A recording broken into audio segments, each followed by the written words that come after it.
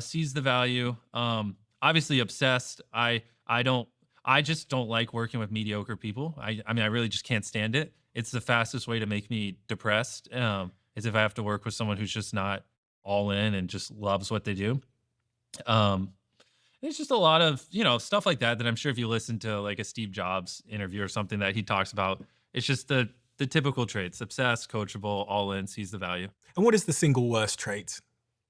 Mediocrity. I mean, it's just like because they're not bad enough when you fire them, but not good. The problem is like, I mean, and you see it in full effect. Great people just love working with great people. They do. And there's something about being around great people that pulls some kind of animal out of you that just makes you want to do more and push more and believe things aren't possible. And I don't know, when you put me around a bunch of other successful entrepreneurs, I just turn into a different human than if you put me around, I don't know, a bunch of people who are just running small businesses and don't really care and don't really have much ambition. I'm like two completely different humans. And you see that same thing in full effect. You put a bunch of A players around more A players, they just build off of each other. But you like put two or three C players amongst a bunch of great people and they'll start pulling them down. They'll start making them not want to work as much and make work not as fun.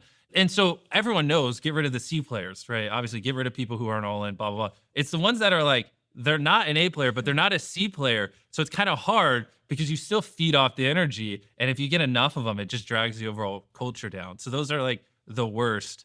I mean, not everyone can be these like world ending monsters. There are a lot of mundane things like, I mean, the book controller in accounting, I mean, probably doesn't have to be the best in the world. Hmm. But, when it comes to like the mission critical things like making videos and things like that, you like just the great people got to be surrounded. Like that's one of your number one jobs as leaders, just to make sure your great people are working with other great people. Cause that's like the number one reason why people leave jobs isn't money. You know what I mean? It's